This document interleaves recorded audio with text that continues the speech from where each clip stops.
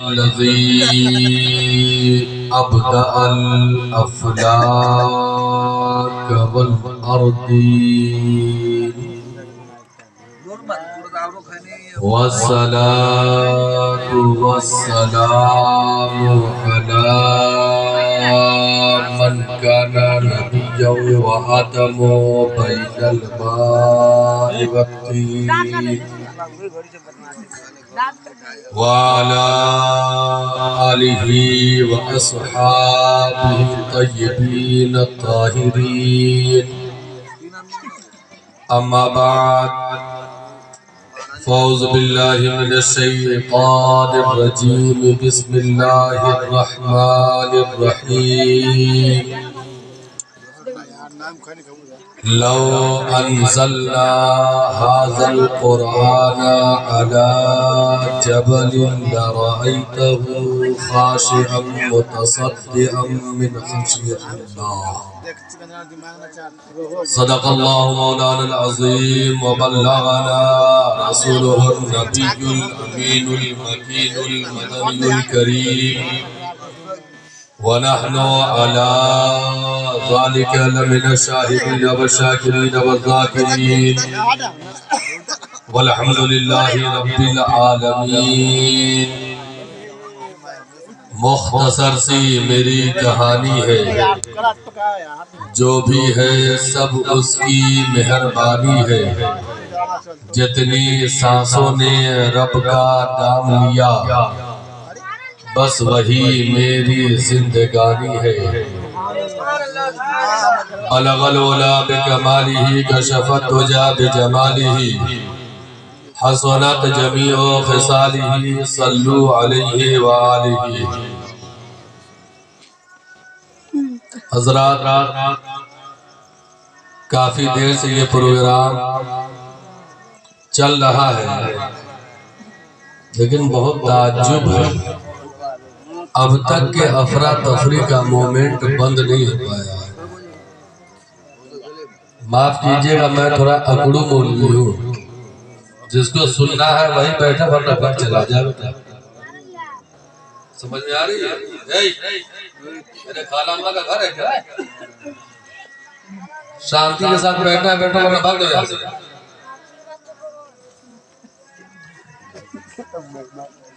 یہ جانتے ہیں کیا ہے؟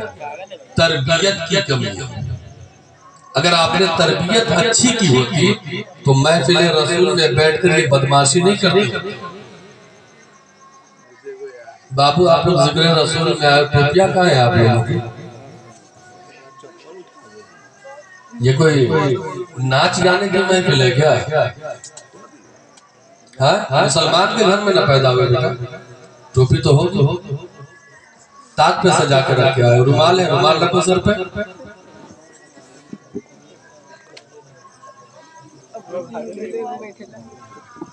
حضرات، اس وقت آپ دیکھ رہے ہیں منبر نور پر ہماری جماعت کا قابل فخر استاد ناصر مسلک اعلیٰ حضرت شہزادہ حضور تاج الاصفیاء مفکر اسلام حضرت علامہ مولانا مفتی ضیاء الدین جامعی برکاتی صاحب قبلہ صدر المدرسین دارالعلوم امام احمد رضا قراری مکمل تیاری کے ساتھ منبر نور پر تشریف فرما ہے۔ وہیں اسی دارالعلوم امام احمد رضا کے ایک اچھے مدرس مداح خیر الانام حضرت مولانا اشرف رضا برکاتی فاروقی صاحب اللہ تشریف رکھتے ہیں۔ ابھی آپ نے عطائے حضور تاج الاصفیاء مداح خیر البشر حضرت صلاح الدین بلالی کو سماعت کیا۔ یہ تمام تر حفاظ کرام علماء کرام تشریف رکھتے ہیں۔ کچھ دیر کے لیے میں بھی آپ کی خدمت میں حاضر آیا۔ یہ عزیزم بابو محمد سمیر رضا سلمہ جو 4 دن قبل ان کے سر پر حفظ قرآن کا تاج رکھا گیا ہے، اسی مناسبت سے اس محفل پاک کو منعقد کیا ہے۔ اللہ تبارک و تعالی ان کے والدین کو دونوں جہاں کی بھلائیاں عطا فرمائے۔ یقیناً ان کے والد محترم بھائی جناب محمد غلام رسول صاحب مبارکباد کے حقدار ہیں کہ انہوں نے اپنے پیٹ پر پتھر باندھنا گوارا کیا، لیکن اپنے بچے کو تعلیم مصطفیٰ سے دور نہ رکھا۔ بہت بڑی قربانی ہے۔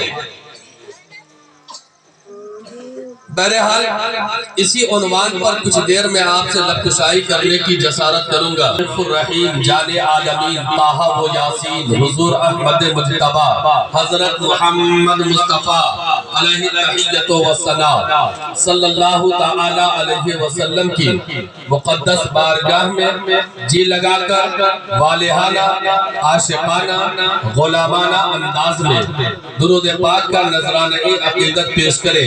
پڑھے بآواز بلند اللہم صلی علی سیدنا شفیعنا مولانا محمد بارک وسلم صلاۃ و سلام علیکہ یا رسول اللہ صلی اللہ علیہ وسلم۔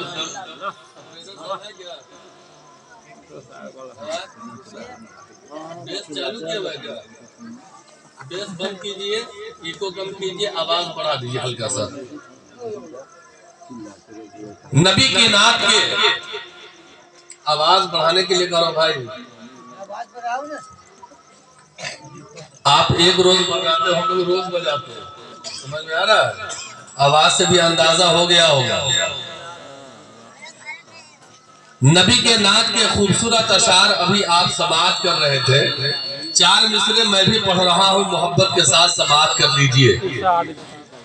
چشمے الفت سے دور دیکھیں گے،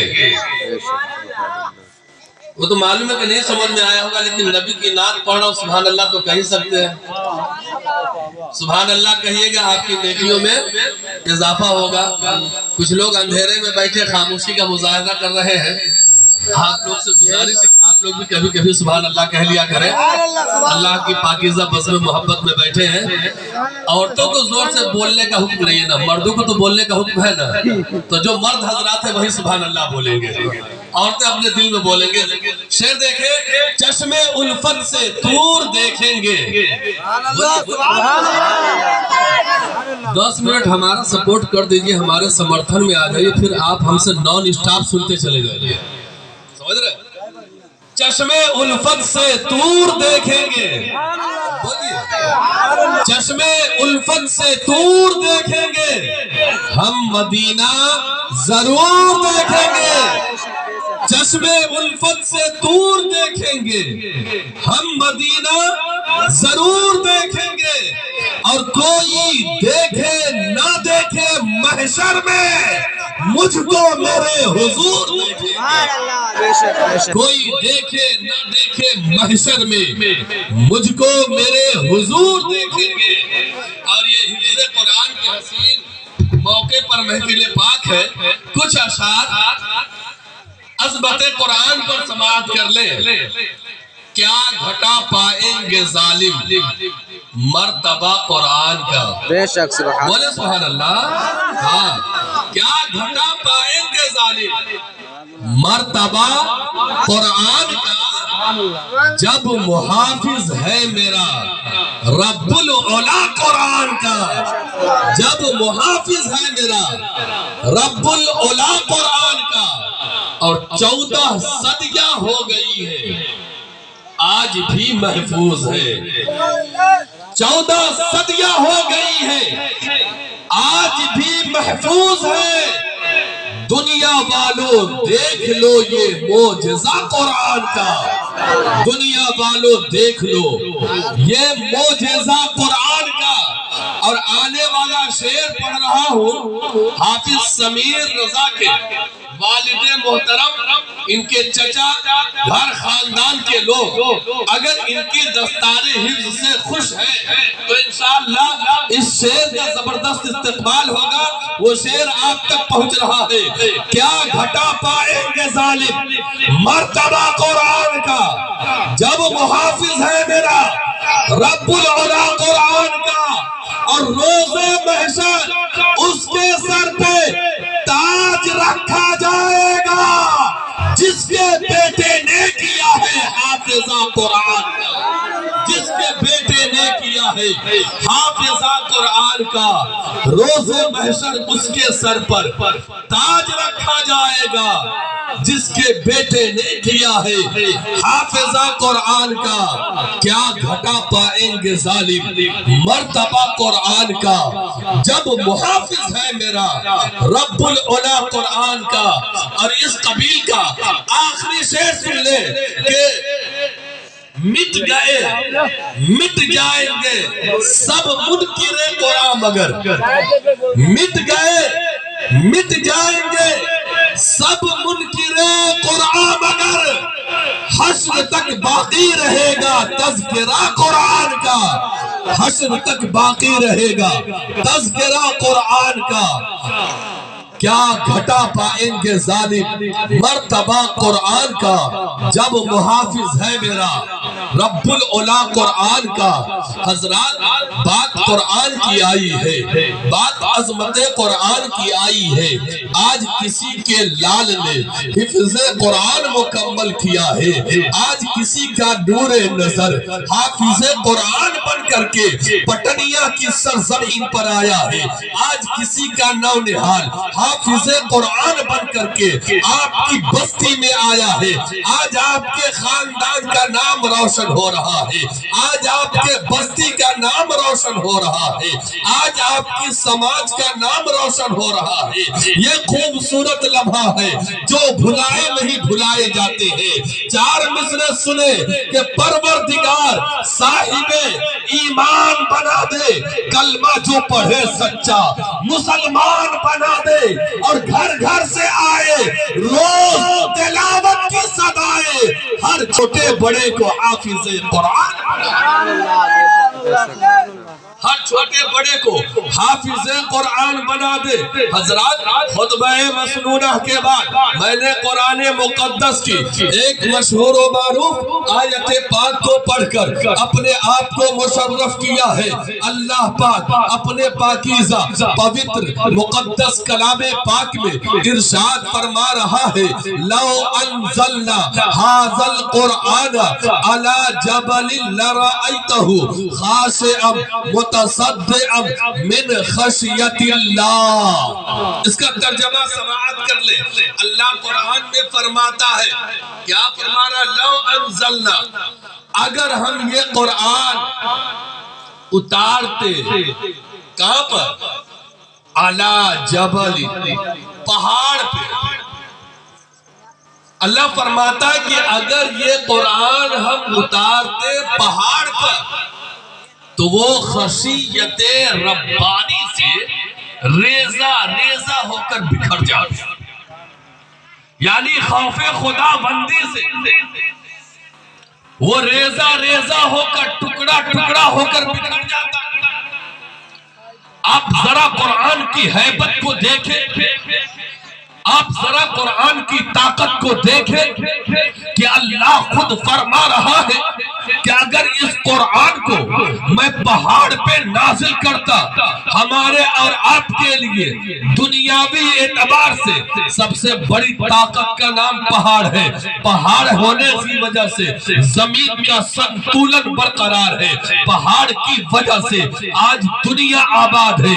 آج اسی پہاڑ کے بارے میں اللہ کا اعلان آپ سن رہے ہیں کہ اگر اللہ فرماتا ہے کہ میں قرآن کو پہاڑ جیسی بلند و بالا طاقت و حیبت والی پہاڑ پر قرآن کو نازل کرتا تو وہ قرآن کی حیبت سے، خشیت ربانی سے، خوف خدا بندی سے وہ ریزہ ریزہ ہو کر کے بکھر جاتا۔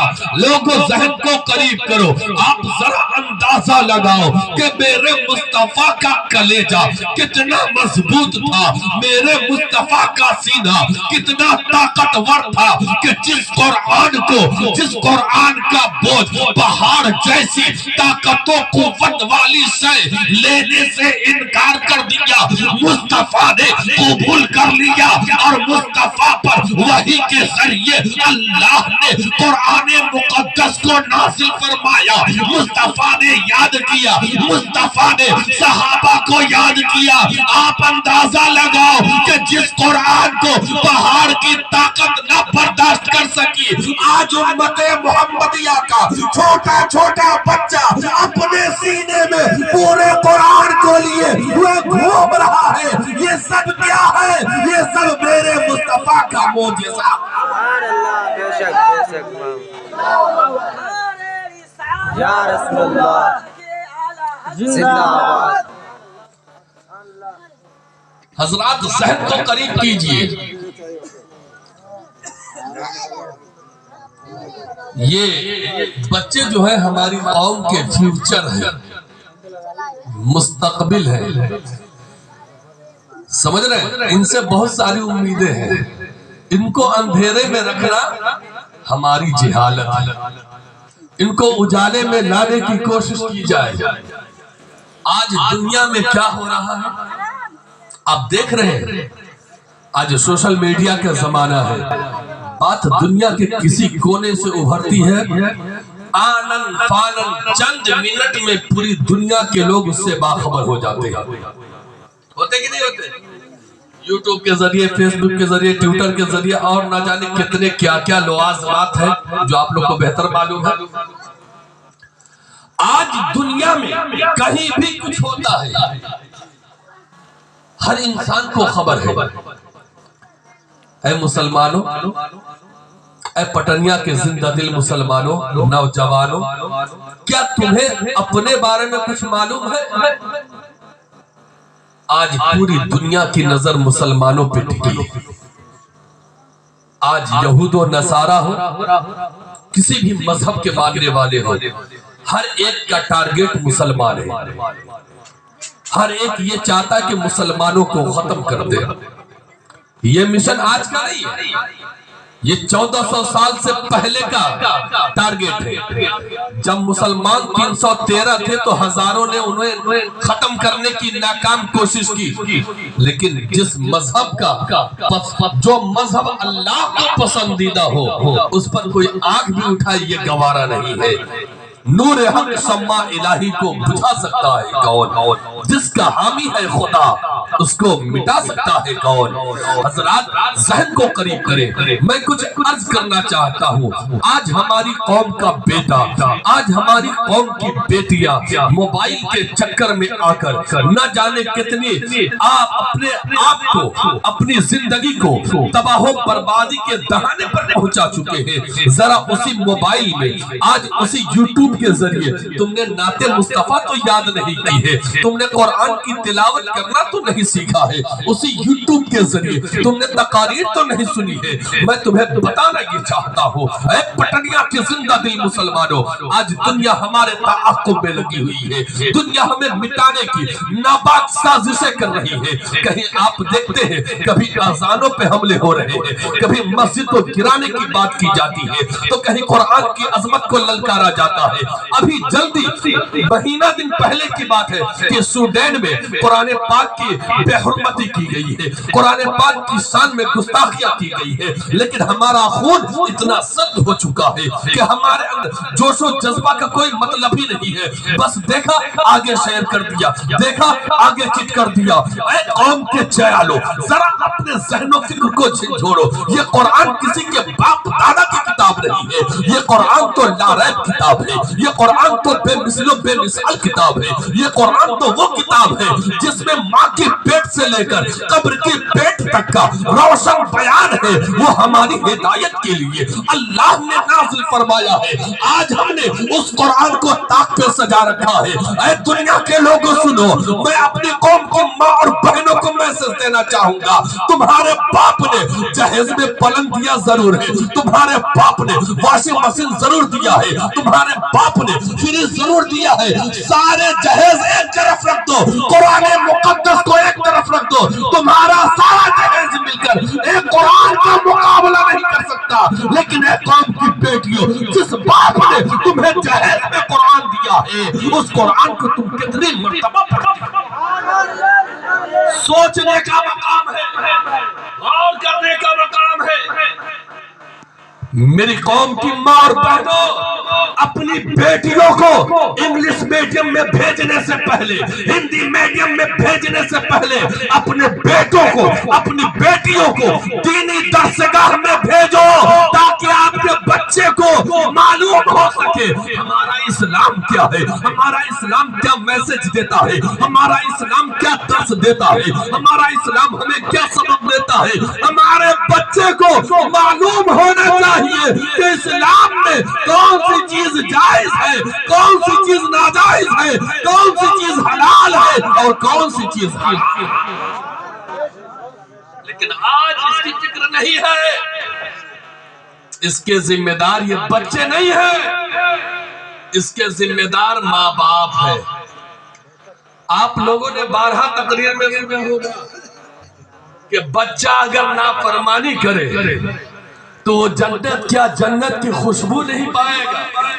सुने, जिस तरीके से बच्चों से पूछा जाएगा कि तूने माँ बाप की नाफरमानी क्यों की, इसी तरीके से हर बाप से, हर माँ से पूछा जाएगा कि तूने अपने बच्चों की तरबियत कैसे की थी। मुस्तफा का फरमान ये है, अपने बच्चों को तरबियत करना हो तो बच्चे के सीने में इसके मुस्तफा बैठा दो, बच्चे के सीने में मोहब्बत अहले बैत बैठा दो और अपने बच्चे को कुरान का तालीम याफ्ता बना दो, तो तुमने अपनी तरबियत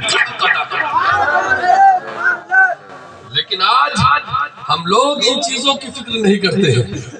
हमारा नजरिया, हमारे मिशन ये हो गए हैं, बस पढ़ ले लिख ले। आज हम लोग आज हम लोगों की जो जहनियत बन गई है, अल्लाह की पनाह, कुछ जगहों पे तो ऐसे मामलात रहते हैं कि लोग ये तक नहीं जानते हैं कि हम मुसलमान हैं, हमारे ऊपर कुछ फर्ज भी है, वाजिब भी है कि नहीं। समझ रहे हैं? दुनिया हमें बिताने की कोशिश कर रही है। कब जागोगे मुसलमानों? यहाँ पर मेरी माँ बहनें भी सुन रही हैं, यहाँ पर ये तमाम तर जिम्मेदार भी सुन रहे हैं। मेरी बात सुने, सुबह उठने के बाद हर आदमी उठता है ना सोकर। मेरी तवज्जो खासकर इन बातों से कौम की बेटियों के नाम है, इस्लाम की शहजादियों के नाम है। एक घर में 4 बहुएं हैं। कोई उठी, चेहरे पे पानी मारा, बच्चे को स्कूल की तैयारी करने में लगी। कोई उठी, चूल्हा चक्की संभाला। लेकिन उन्हीं में से एक बहू उठती है, चेहरा धोती है। चेहरा तो सब धोते हैं ना, मिसवाक के जरिए, ब्रश के जरिए दांत मांजते हैं, उसके बाद चेहरा धोते हैं। हर आदमी धोता है। देखिए फर्क क्या है, हमारी सोच में फर्क है। चेहरा हम धोते हैं, हाथ भी धोते हैं, पैर भी धोते हैं, लेकिन थोड़ी सी तवज्जो उस पर कर दे तो हमारा वजू मुकम्मल हो जाता है।